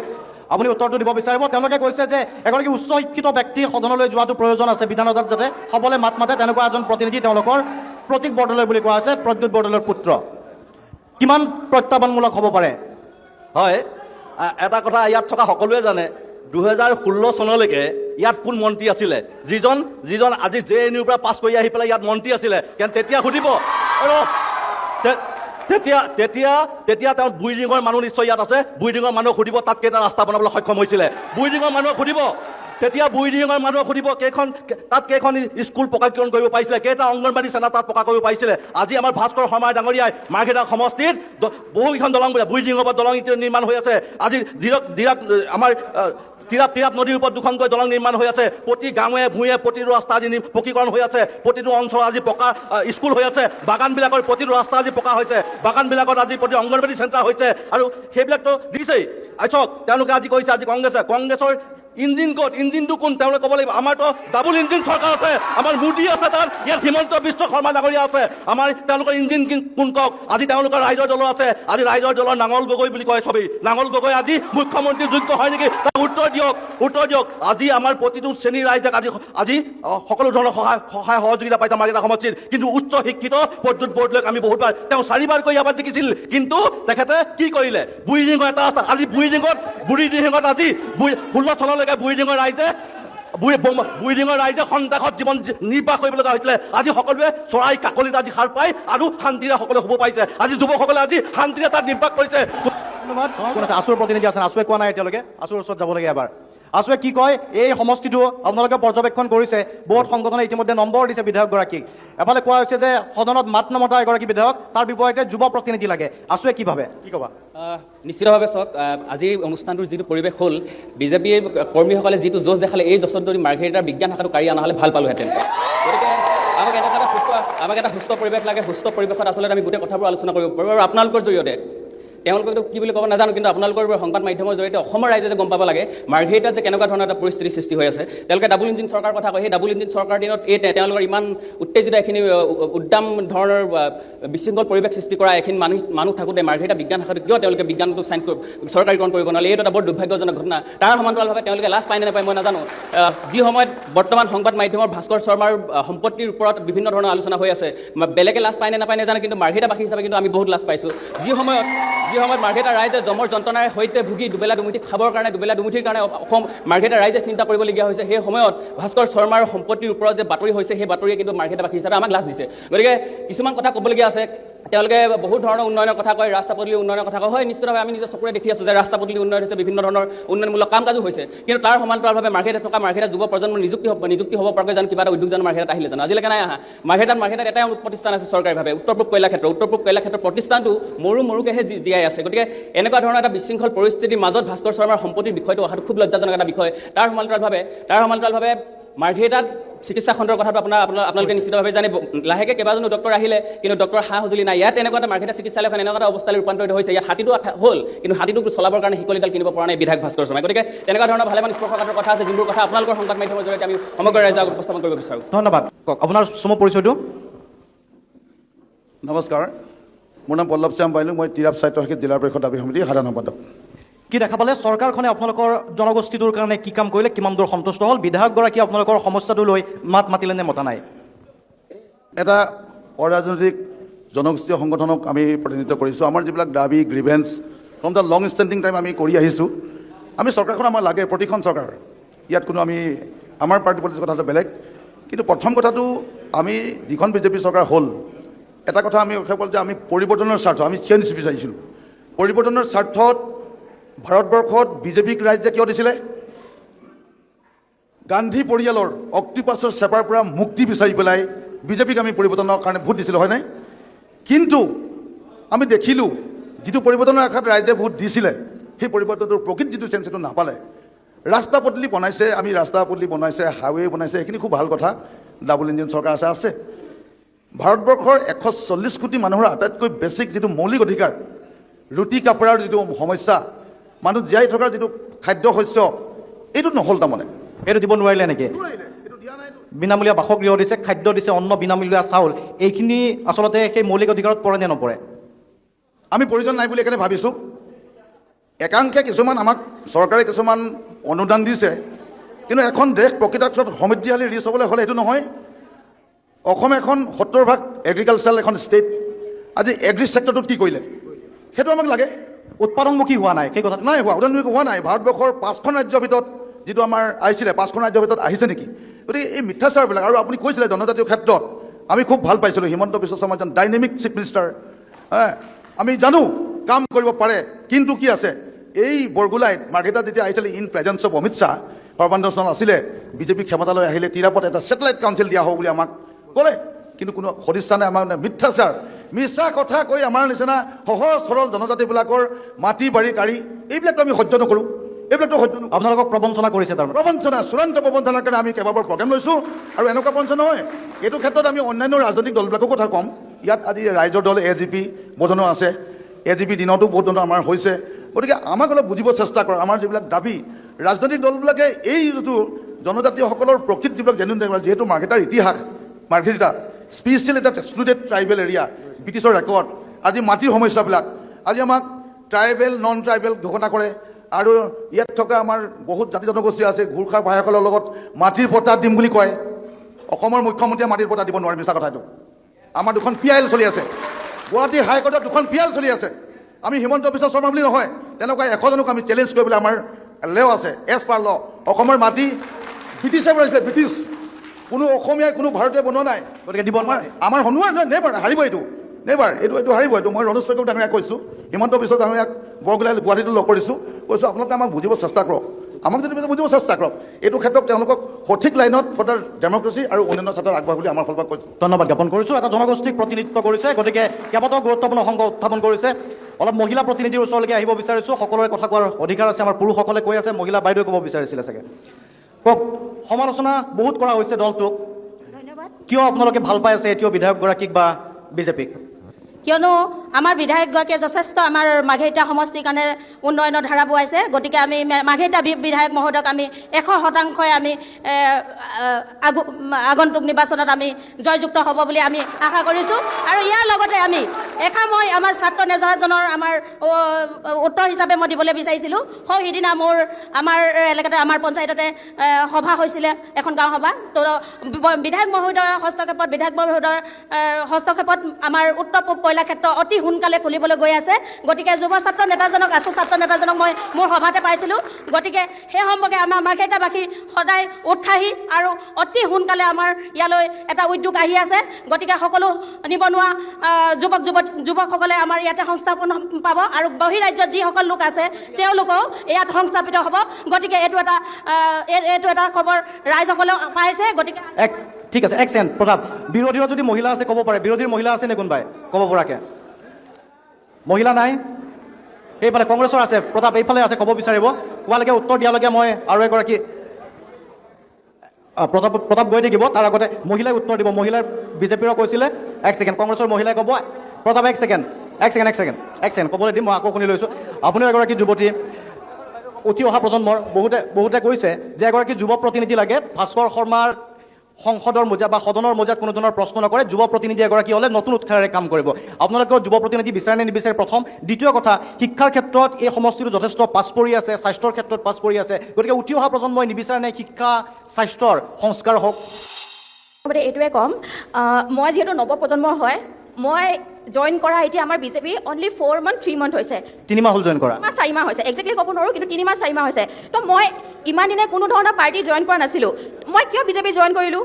মইতো অবজাৰ্ভ কৰিলোঁ ন যে এই পাৰ্টিটোৱে ভাল, সৰুৰ পৰা মই এইটোৱে ভাল দেখিলোঁ। কিবা আঁচনি পালে নেকি? আঁচনি পাইছে নেকি? কোনো ধৰণৰ আঁচনি পোৱা নাই, কোনো ধৰণৰ। যিসকলৰ সন্দেহ আছে চেক কৰিব পাৰা, মই যদি আঁচনি পাইছোঁ চেক কৰিবা, কোনো ধৰণৰ প্ৰব্লেম নাই মোৰ। অকল হাঁহিলেতো নহ'ব ন। দলটোক ভাল পাইছে, দলটোক ভাল চেক কৰিবা, তাৰপিছত ক'বা দেই। চেক কৰিবা, তাৰপিছত ক'বা মই কোনো ধৰণৰ আঁচনি পোৱা নাই। ঠিক আছে, কংগ্ৰেছৰ মহিলাই ক'ব পাৰে এতিয়া। এতিয়া কথা হ'ল কি, আচল মূল আমাৰ যিটো ইছ্যু, সেই ইছ্যুবিলাকক মানুহে দবাই ৰাখিব পাৰিছে, দবাই ৰাখিবলৈ বিচাৰিছে। আচল মাৰ্ঘেৰিটা উন্নয়নৰ কাৰণে কি হ'ব লাগে সেই কথাটো স্পষ্টকৈ কোনেও ক'ব পৰা হোৱা নাই আৰু যিসকলে ক'বলৈ আগবাঢ়িছে তেওঁলোককো হাত চাপৰি ৰাখোঁতে যেন এনেকুৱা এটা পৰিৱেশ কৰিছে যিটো পৰিৱেশ এই পৰিৱেশ মাৰ্ঘেৰিটাৰ মই আপোনালোকক অনুৰোধ জনাইছোঁ ভাৰতীয় জনতা পাৰ্টীৰ এইটো চৰিত্ৰ নাছিল 84ত মই ভাৰতীয় জনতা পাৰ্টীত জইন কৰিছিলোঁ তেতিয়া আমাক এইবিলাক সংস্কাৰ দিয়া নাছিল যেতিয়া এখন সভা হয় সেই সভাখনত আঁতৰৰ পৰাই গম পায় বিজেপিৰ কৰ্মকৰ্তা তেখেতলোক ভদ্ৰ আছিল এতিয়া এনেকুৱা কিছুমান সকলো বুলি মই নকওঁ 100% নহয় এতিয়া 50%, 50% যিসকল কৰ্মকৰ্তা আছে তেখেতলোকে লোকৰ কথা বা বিৰোধীয়ে কোৱা কথা শুনিবলৈ ধৈৰ্য নাই। ঠিক আছে, ধন্যবাদ। আছোৱে এক ছেকেণ্ড বাইদেউ আহিম।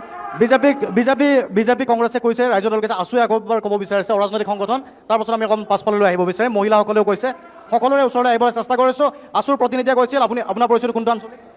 পেঙি বৰডুমচা আঞ্চলিক এটা গুৰুত্বপূৰ্ণ অঞ্চল, গতিকে কি কৰিলে অঞ্চলবাসীয়ে কিমান সন্তুষ্ট হৈছে বা এগৰাকী ছাত্ৰ প্ৰতিনিধি হিচাপে আমি অলপ আগতে দেখুৱাইছিলোঁ উঠি অহা প্ৰজন্মৰ এগৰাকী যুৱতীয়ে কৈছে যে মই কোনো আঁচনি পোৱা নাই, কিন্তু মই যুৱ প্ৰজন্ম হিচাপে নিজে বিজেপিত যোগদান কৰিছোঁ। ইমানেই ভাল পাইছে দলটোক। হয় চাওক চান্দনা, আপোনাক পোনপ্ৰথমে আজি এই অনুষ্ঠানটোলৈ অহাৰ বাবে আমাৰ সমষ্টিৰ বিভিন্ন অভাৱ অভিযোগৰ বুজ ল'বলৈ আপুনি আমালৈ অহাৰ বাবে ধন্যবাদ জনাইছোঁ। আৰু আচলতে আঁচনি তেওঁ কি আঁচনি পাইছে বা বিজেপিৰ কি আদৰ্শক লৈ তেওঁ সন্তুষ্ট হৈছে সেইটো নাজানো, কিন্তু চান্দনা মূলতে মই দুটামান বিষয়বস্তু আচলতে আপোনালোকৰ সংবাদ মাধ্যমৰ যোগেদি মই উপস্থাপন কৰিবৰ কাৰণে আহিছোঁ। আৰু মই লিখিত আকাৰত গোটেইকেইটা সমস্যা মই ইতিমধ্যে লিখি আনিছোঁ, এটা এটাকৈ মই গোটেইখিনি কৈ যাম। আৰু যিহেতু দেখিলোৱে যে ইয়াত উপস্থিত হোৱাৰ লগে লগে দেখিছোঁ এইটো তোলা সেইটো তোলক বোকা চেতিয়া নিয়ম আৰু এইটোৱে দিলোঁ সেইটো তোলক বোকা চেতিয়াই আছে, এই আদৰ্শৰ যাতে নহয় তাকে কামনা কৰিছোঁ। তেওঁলোকৰ আদৰ্শ আচলতে বোকা চেতিয়া নহয়, আচলতে তেওঁলোকে সমস্যাসমূহ সমাধান কৰাৰ ক্ষেত্ৰতহে আদৰ্শ গ্ৰহণ কৰিব লাগে। চান্দনা, এটা কথা হ'ল কি, কংগ্ৰেছ দলেও যিহেতু কৈছে যে তেওঁলোকৰ উদ্যোগৰ কথা কৈছে, আৰু কংগ্ৰেছ দলৰ যিহেতু প্ৰদ্যুৎ বৰদলৈ ডাঙৰীয়া তেওঁ উদ্যোগ মন্ত্ৰী আৰু লগতে শক্তিমন্ত্ৰী আছিল, আৰু আচলতে তেওঁ কথাটো ক'ব লাগিব যে তেওঁ আচলতে উদ্যোগ মন্ত্ৰী হৈ থকা আৰু আপোনাৰ শক্তিমন্ত্ৰী হৈ থকা অৱস্থাতো তেওঁ কিন্তু আমাৰ মাৰ্ঘেৰিটা সমষ্টিটোত কোনো ধৰণৰ উদ্যোগ তেওঁ নিৰ্মাণ কৰি থৈ নগ'ল। আৰু কথাটো ক'ব লাগিব, মূলতে এটা উদ্যোগ নিৰ্মাণ কৰিছিল, সেইটো পানীগাঁৱৰ আপোনাৰ উলুপ পথাৰ এটা পানীগাঁও উদ্যোগ এটা নিৰ্মাণ কৰিছিল, আৰু সেই উদ্যোগটো নিৰ্মাণ অৱস্থাত তেওঁ থৈ গুচি গ'ল। আৰু আটাইতকৈ ডাঙৰ কথাটো হ'ল কি, যি বৰ্তমান অৱস্থাত বিজেপি চৰকাৰখনক আমি বাৰে বাৰে দৃষ্টিগোচৰ কৰি আছোঁ যে এই উদ্যোগটো আপোনালোকে সম্পূৰ্ণ কৰক। আপোনালোকে যিহেতু দেখিলে যে তিনিচুকীয়াত আপোনাৰ কিছুদিনৰ পূৰ্বে অৰুণাচলত কাম কৰিবলৈ গৈ 22 জন ল'ৰা, একেখন গাঁৱৰ 22 জন ল'ৰা তেওঁ মৃত্যুমুখত পৰিবলগীয়া হ'ল। আচলতে এই চৰকাৰখনে কেৱল আঁচনি দিয়াতে ব্যস্ত থাকে তেওঁলোকে কিন্তু এই নৱপ্ৰজন্মক উদ্যোগ স্থাপন বা ক্ষুদ্ৰ উদ্যোগ স্থাপন কৰি আমাৰ নৱপ্ৰজন্মসকলক যে সংস্থাপন প্ৰদান কৰিব লাগে এই কথাটো তেওঁলোকে কোনো ধৰণৰ গুৰুত্ব দিয়াই নাই। সেইবাবে এনেকৈ ধৰণৰ এক্সিডেণ্ট এনেকৈ ধৰণৰ আমাৰ ল'ৰা ছোৱালীবোৰ মৃত্যুমুখত পৰি আছে। আৰু দ্বিতীয়টো কথাটো হ'ল, চান্দনা শুনিব, ইনথাইম জনজাতি উচ্চ মাধ্যমিক বিদ্যালয় এখন আমাৰ আছে, বৃহত্তৰ ডাঙৰ এটা অঞ্চল, আৰু সেই অঞ্চলটোত এখনেই উচ্চ মাধ্যমিক বিদ্যালয় আছে। সেই উচ্চ মাধ্যমিক বিদ্যালয়খন আমি বাৰে বাৰে কৈ আছোঁ যে এই বিদ্যালয়খন আপোনালোকে প্ৰাদেশিকৰণ কৰি দিয়ক, কিন্তু এই চৰকাৰখনে কোনো ধৰণৰ আজিলৈকে গুৰুত্ব দিয়া নাই। তেওঁলোকে কিন্তু উন্নয়নৰ ঢাক ঢোল বজায়। আৰু চান্দনা শুনিব, ইনথেমত এখন প্ৰাথমিক চিকিৎসালয় কেন্দ্ৰ এখন আছে, আৰু ইনথেমৰ প্ৰাথমিক চিকিৎসালয় কেন্দ্ৰখন কিন্তু আজিলৈকে তেওঁলোকে ডক্টৰ নিয়মীয়াকৰণ কৰিব পৰা নাই। আৰু এই চিকিৎসালয়খন আমি দাবী জনাই আছোঁ যে এখন বিচনাযুক্ত আপোনালোকে এখন চিকিৎসালয় আমাক দিয়ক, আৰু তাত আপুনি একদম সাধাৰণভাৱে আপুনি যদি এটা সাপে যদি ফুটে, সাপ ফুটিবলৈ হ'লে আপুনি তিনিচুকীয়া নহ'ল নতুবা আপুনি ডিব্ৰুগড় আহিবলগীয়া হয়। চান্দনা, আৰু এটা শুনিব আপোনালোকৰ এটা কথা আটাইতকৈ দুৰ্ভাগ্যজনক এটা বিষয়, ইয়াত সকলোৱে গম পাব যে তিনিচুকীয়া জিলাৰ সভাপতি আমাৰ ভাদেশ্বৰ মৰাণ ডাঙৰীয়া তেওঁ বৰডুমচা নিবাসী, আৰু আটাইতকৈ ডাঙৰ কথা হ'ল তেওঁৰ থকা অৱস্থাত বৰডুমচাত কিন্তু আজিলৈকে এখনো প্ৰাথমিক চিকিৎসালয় কেন্দ্ৰ নাই। আৰু এই গোটেইখিনি আমি দাবী উত্থাপন বাৰে বাৰে কৈ আছোঁ, কিন্তু তেওঁলোকে কোনো ধৰণৰ সদিচ্ছা প্ৰকাশ কৰা নাই। চান্দনা, ঠিক আছে, গতিকে কেৱল মাত্ৰ আঁচনিকে দিছে নেকি যিবোৰ মূল সমস্যা আছিল সমষ্টিৰ সমাধান নকৰাৰ অভিযোগ উত্থাপন কৰিছে? পাছফালৰ পৰা ক'ব বিচাৰিছিলে, কৈ দিয়ক।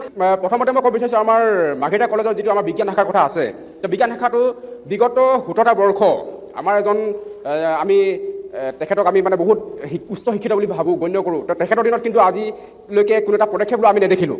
কিন্তু আমাৰ মাননীয় বিধায়ক ভাস্কৰ শৰ্মা ডাঙৰীয়াৰ নেতৃত্বত কিন্তু আমি গম পাইছোঁ, শিক্ষামন্ত্ৰী ডক্টৰ ৰণোজ পেগু ডাঙৰীয়াৰ নেতৃত্বত ইতিমধ্যে এটা প্ৰস্তাৱ কেবিনেট হয় তেখেতলোকে গ্ৰহণ কৰিছে। অদূৰ ভৱিষ্যতে আমি আশাবাদী আমাৰ মাৰ্ঘেৰিটা কলেজৰ যিটো আমাৰ বিজ্ঞান শাখা আছে চৰকাৰীকৰণ হ'ব। কাৰণ 17 বছৰে কিন্তু প্ৰদ্যুৎ বৰদলৈ সেইখন চৰকাৰৰ তেখেতে কেবিনেট মন্ত্ৰী দুবাৰ হৈছে, শক্তিমন্ত্ৰী বিদ্যুৎ মন্ত্ৰী হৈছে। কথাটো কি হ'লে, তো সেইটো সময়ত তেখেতে এজন কেবিনেটৰ পৰ্যায়ত দায়িত্বত থকা ব্যক্তি এগৰাকীয়ে যদি এখন কলেজ স্কুল যদি প্ৰাদেশিকৰণ কৰিব যদি নোৱাৰে, তেখেতৰ বিফলতা প্ৰথম কথা। আৰু দ্বিতীয়টো কথাটো হ'ল কি, তো তেখেতৰ কথাটো কি হ'ল, বৰ্তমান বিধায়ক শৰ্মা ডাঙৰীয়াৰ ওচৰত আমি যেতিয়াই আহিলোঁ, মই যিখন স্কুলত পঢ়িছিলোঁ, মই ভিতৰুৱা অঞ্চল থকা, মই পেঙেৰী নগাপথাৰ মোৰ গাঁও, নগাপথাৰৰ পৰা মই আহিছোঁ, সেইখন স্কুলৰ কাৰণে 20 লাখ টকা এটা আনটাইড ফাণ্ডৰ এটা পুঁজি মুকলি কৰি পিনে বৰ্তমান সময়ত মুকলি কৰিবলৈ সময় আছে। সেই মুকলি কৰিবলৈ বিধায়ক মহোদয় যাব, সকলো ৰাইজে দেখিব, কাৰণ তেখেতে সেইটো অলৰেডি দিছে। বুজি পাইছোঁ, ধন্যবাদ। আন এটা ৰাজনৈতিক দলৰ প্ৰতিনিধি আছিল, তেখেতে কোৱা নাই CPIৰ প্ৰতিনিধি আপুনি, গতিকে CPIৰ প্ৰতিনিধি বিৰোধী শিবিৰতে আছে নিখন দেখে, কিমান শক্তিশালী হ'ব পাৰে বিৰোধী, আপোনালোকে কি ধৰণে সহায় কৰিব? প্ৰথম কথাটো হ'ল যে ইংলিছত এটা শব্দ আছে হোৱাট এবাউট্ৰি, সকলোৱে জানে চাগে। মানে শাসক পক্ষই যেতিয়া উত্তৰ দিব নোৱাৰে তেতিয়া হোৱাট এবাউট্ৰি কৰে। হোৱাট এবাউট্ৰি মানে আমুক কি কৰিছিলে, তামুক কি কৰিছিলে, প্ৰশ্ন কেইটামানৰ উত্তৰ দিয়ক। প্ৰথম কথা হ'ল মাৰ্ঘেৰিটাত 10টা আপোনালোকে কাম দেখাওক যে আপোনালোকে কি কৰিছে, 10টা, মুঠে 10টা কওকচোন। শিক্ষাৰ সম্পৰ্কে কি কৰিছে, পানীৰ সম্পৰ্কে, খোৱা পানী সম্পৰ্কে কি কৰিছে, ৰাস্তা সম্পৰ্কে কি কৰিছে, এই যে ৰোড ব্লক মানে ৰোড ব্ৰেকাৰ্ছবিলাক আছে যিবিলাক ভাঙি গৈছে, এইবিলাক কেনেকৈ হ'ব পাৰিছে, এইবিলাক প্ৰশ্ন দিয়কচোন। 10টা পইণ্ট দিয়ক, 10টা। দ্বিতীয় কথাটো হ'ল এটা মূল বস্তু চাগে তল পৰি গৈছে, সেইটো হ'ল মাটিৰ খাজনা। আমি গম পাইছোঁ যে কেইদিনমান আগত ইয়াত মাটিৰ পট্টা বিলোৱা হৈছে, নহয় জানো? কিন্তু আজি মাটিৰ পট্টা মানে 1000% বঢ়াই দিছে। যিসকল হিতাধিকাৰী তেখেতসকলে ধৰক আগতে 100 টকা দিবলগীয়া হৈছিলে, এতিয়া কিমান দিব লাগিব উত্তৰ দিয়কচোন। শাসক পক্ষে উত্তৰ দিব পাৰিব নেকি? আৰু বহুত কথা আছে, এইখিনি মূল প্ৰশ্নখিনি উত্তৰ দিয়ক। ঠিক আছে, প্ৰশ্ন বহুত আছে, আহিম। প্ৰশ্ন বহুত আছে, উত্তৰ কোনে দিব বিজেপিৰ পৰা? 10টা কামৰ কথা কৈছে, 10টা নালাগে, 3টা কাম কওক আপুনি, যি 3টা কামে সমষ্টিটোৰ উন্নয়নত ব্যাপক প্ৰভাৱ পেলাইছে। এই কথাটো। দ্বিতীয় কথা, এটা গুৰুতৰ কথা কৈ আছে যে ইয়াতে এটা কোনো ধৰণৰ উদ্যোগ নাই, যি উদ্যোগৰ বাবে নিবনুৱাসকলে সংস্থাপিত হ'ব পাৰে। আঁচনি পাইছে, ঠিক আছে, আঁচনিয়ে সাময়িক সকাহ এটা দিছে, কিন্তু যি ধৰণে মাৰ্ঘেৰিটা নামটোৱে এটা অসমৰ অৰ্থনীতিত এটা সবল নাম হিচাপে প্ৰতিষ্ঠা কৰে, সেই অৰ্থনীতিটো এই মাৰ্ঘেৰিটাত নাই বুলি ভাবে। হয়, মোৰ বন্ধু একেলগে বৰ্তমানৰ বন্ধু সঞ্জীৱ গাংগুলী ডাঙৰীয়াই 10টা কামৰ কথা ক'লে। বিজেপি এটা স্বভাৱ আছে, প্ৰত্যেক 5 বছৰে বিধায়কগৰাকীয়ে এনেকুৱাকৈ এটা প্ৰগ্ৰেছ ৰিপৰ্ট তেওঁ কি কৰিলে 5টা বছৰত খতিয়ান এটা ৰাইজৰ মাজত দি দিয়ে। আৰু এইখন একেখন ফলতে আজিৰ পৰা প্ৰায় 10-15 দিন আগতে মাৰ্ঘেৰিটাৰ বিশিষ্ট নাগৰিকসকলক লৈ পেলাই তেওঁক মানে তেওঁলোকৰ হাতত এই বস্তুটো ৰাইজৰ হাতত গোটেই ৰিপৰ্ট কাৰ্ডখিনি গোটাই দিছে। দ্বিতীয় কথা হ'ল উন্নয়ন। আপোনালোকে জানে ভাৰতবৰ্ষখন স্বাধীন হোৱা 75 বছৰ, আপুনি তিনিটা কৈ উন্নয়নৰ কথা কৈ আছোঁ। 75 বছৰে কাম নহ'ল, ঠিক আছে। ইয়াত কংগ্ৰেছৰ আমোলত মাৰ্ঘেৰিটা সমষ্টিটো গঠন হৈছিলে 1978-ত। তেতিয়াৰ পৰা কংগ্ৰেছৰে ইয়াত বিধায়ক আছিলে 2016 চনলৈকে। ইয়াত ৰ'ব, তিনিটা কৈ দিয়ক। 1 মিনিট ৰ'ব, ৰ'বচোন, ৰ'ব। তিনিটা কামৰ কথাটো কৈছিলে, কেইদিনটা কৈ আপুনি কিতাপখনে দি দিছোঁ, কিতাপখন লৈ যাব। ইয়াত 5 বছৰৰ গোটেই খতিয়ানটো আছে, 5টা কথা। 1 মিনিট ৰ।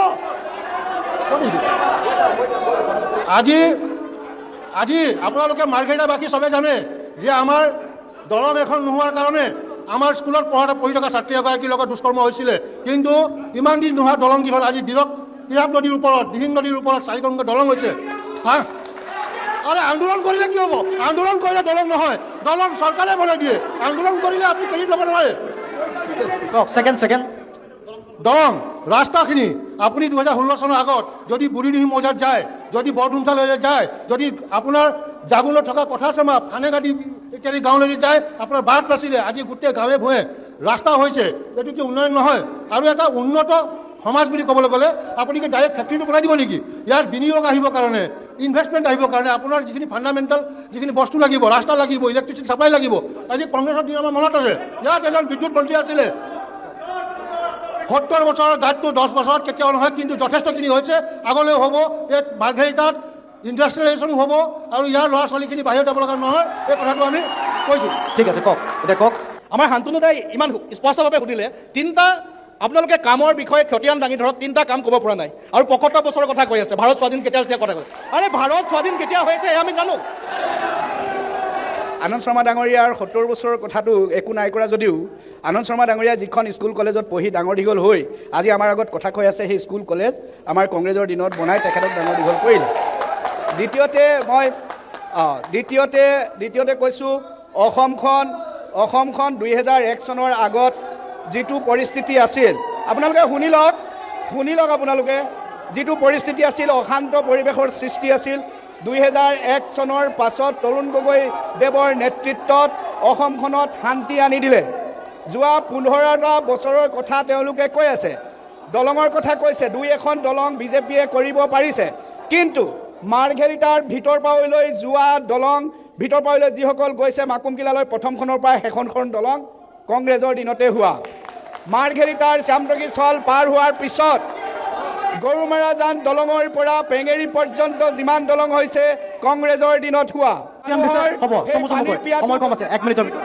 10 বছৰ আমি কিবা উন্নয়ন দেখিছোঁ নেকি? প্ৰথম কথা, আজি ইয়াত চাওক শিক্ষা একদম কম, স্বাস্থ্য কম, ক'বলৈ দিয়ক, স্বাস্থ্য কম, শিক্ষা কম, হা। তাৰপিছত আমাৰ এই ল'ৰা ছোৱালীবোৰ যি সমস্যা আছে তাৰ বহুত কম, হা। ইয়াৰ কথাটো মেইন হৈছে আমাৰ যি ল'ৰা ছোৱালী আছে ইয়াত বাহিৰত গৈ কাম কৰি আছে আজি। প্ৰথম কথা, আমাৰ এই যে ল'ৰা ছোৱালীবোৰ আছে চব বাহিৰত গৈ কাম কৰি আছে। কোনে ক'বলৈ নিদিয়ে কেলে? প্ৰথমে ক'ব, আপোনালোকৰ টাইমত আমি চিঞৰা নাই, কথাখিনি ক'বলৈ দিয়ক, শুনক মনে মনে শুনক কথাখিনি। প্ৰথম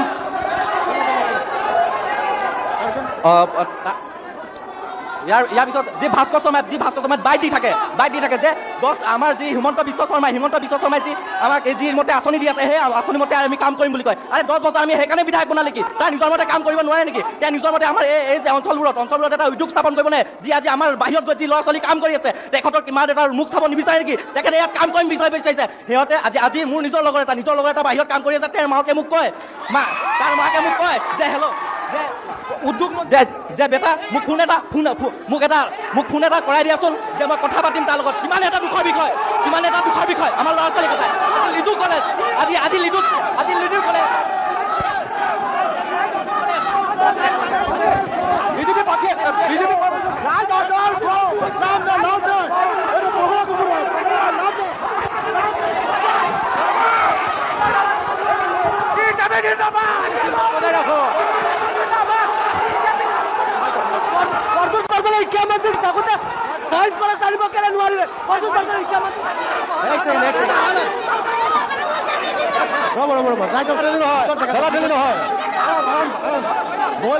আপোনালোকে বহি দিয়ক,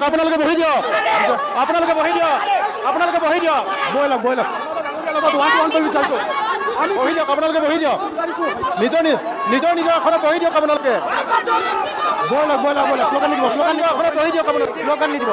নিজৰ এখনত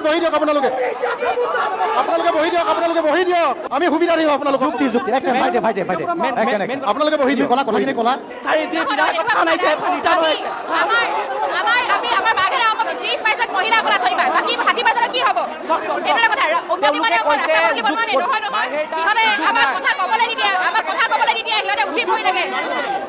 কি ক'বা?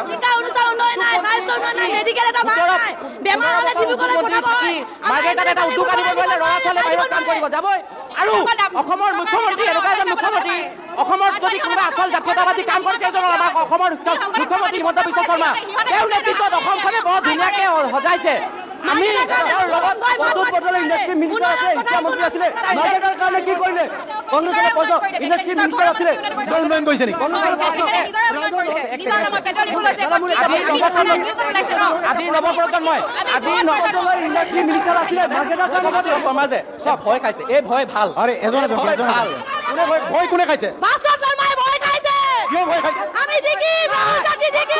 ভয় লগা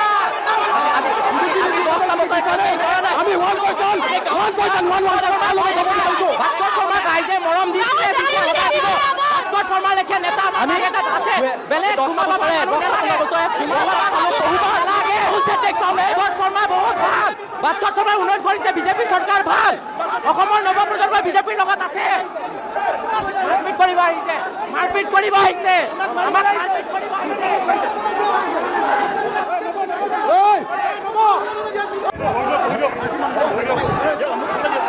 হেল্ল', আপোনালোকে যিমান টেটুফালি চালিলেও জনতাই ইতিমধ্যে মত লৈছে বিজেপিক জিকাবৰ বাবে। 100% বিজেপিক জিকাব। আপোনালোকে টেটুফালি চিঞৰি কোনো লাভ নাই। জনতাই জনাৰ্দন দিব। এয়া সত্য 100% সত্য। আপোনালোকে 2024 ইয়াৰ ৰিজাল্ট, ইয়াৰ উত্তৰ আপোনালোকে পাবলৈ সক্ষম হ'ব। সকলোকে শান্তি শৃংখলা বজাই ৰাখিবৰ কাৰণে আমি বিনম্ৰভাৱে আহ্বান জনাইছোঁ। আমি ক্ষন্তেক পাছতে আমাৰ অনুষ্ঠান আমি সামৰণি মাৰিম। গতিকে সকলো ৰাইজক শৃংখলাবদ্ধ বজাই ৰাখিবৰ কাৰণে আমি অনুৰোধ জনাইছোঁ। জনতাৰ জনাৰ্দন পাবলৈ সক্ষম হ'ব, এয়া সত্য। ভাস্কৰ শৰ্মা জিন্দাবাদ। ভাস্কৰ শৰ্মা পুনৰ তৃতীয়বাৰৰ বাবে এই বিধানসভা সমষ্টিৰ পৰা বিপুল ভোটত জয় কৰিব। বৈ লওক শ্লোগান আৰু 2 মিনিট তাৰপিছত শ্লোগান ক'ব। সকলোকে 2 মিনিট ধৈৰ্য ধৰি থাকিবৰ কাৰণে আমি বিনম্ৰভাৱে অনুৰোধ জনাইছোঁ। 2 মিনিটৰ পাছত আমাৰ অনুষ্ঠান শেষ কৰিম। 2 মিনিটৰ পাছত আমাৰ অনুষ্ঠান আমি শেষ কৰিম। আপোনালোকে শান্তি শৃংখলা বজাই ৰাখক।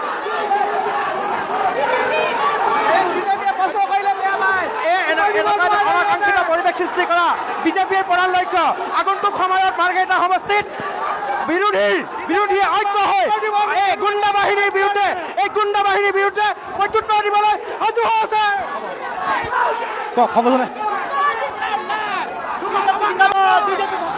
মই সকলোকে এটা অনুৰোধ কৰিম, সকলোৱে শান্তিপূৰ্ণভাৱে নিজৰ নিজৰ আসনত বহক। মই এটাই বিধায়ক ভাস্কৰ শৰ্মাক প্ৰশ্ন কৰিব বিচাৰিছোঁ যে তেখেতে 10 বছৰে শাসনত থাকি আমাৰ মাৰ্ঘেৰিটা মহাবিদ্যালয় সকলোৰে হাতত এখন ফ্লেকাৰ্ড দেখিছোঁ। তেখেতে মই এজন মাৰ্ঘেৰিটা মহাবিদ্যালয়ৰ প্ৰাক্তন ছাত্ৰ হিচাপে মই ক'ব বিচাৰোঁ আমাৰ মাৰ্ঘেৰিটা ছায়েন্স ছিষ্টেমটো কিয় প্ৰাদেশিকৰণ কৰিব নোৱাৰিলে।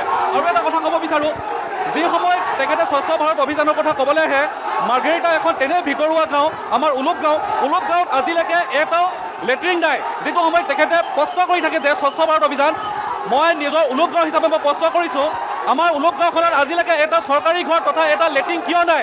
আৰু এটা ক'ব বিচাৰোঁ যে মই আমাৰ ইতিমধ্যে আছুৰ প্ৰতিনিধিয়ে কৈছে ইনথেম জনজাতি হাইস্কুলত মই 2019 চনত মেট্ৰিক পাছ কৰি আহিছোঁ। সেই স্কুলখন আজিলৈকে প্ৰাদেশিকৰণ কিয় নহ'ল। আৰু এক মিনিট হাতোনা আৰু এজন বিজেপি প্ৰতিনিধিয়ে কৈছে যে ইতিমধ্যে ইনথেম জনজাতি হাইস্কুলখনৰ কাৰণে চৰকাৰে কিবা টকা প্ৰৱৰ্তন দিছে, কিন্তু 10 বছৰে কিয় আছিলে। অসমীয়াত এটা কথা আছে, বৰষুণৰ আগত গাজনি আৰু আৰু ইলেকশ্যনৰ আগত আঁচনি। ঠিক তেনেদৰে তেখেতলোকে 10 বছৰে কি কৰি আছিলে। আৰু এটা কথা ক'ব বিচাৰোঁ, আমাৰ উলুপ গাঁওখনত আজিলৈকে ৰাস্তা কিয় নবনালে। ৰাস্তা কিয়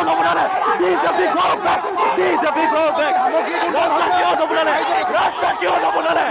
মই এটা প্ৰশ্ন বিজেপি কৰ্মীসকলক राहुल छत्री मुर्दाबाद। लेकिन मतलब काम नहीं।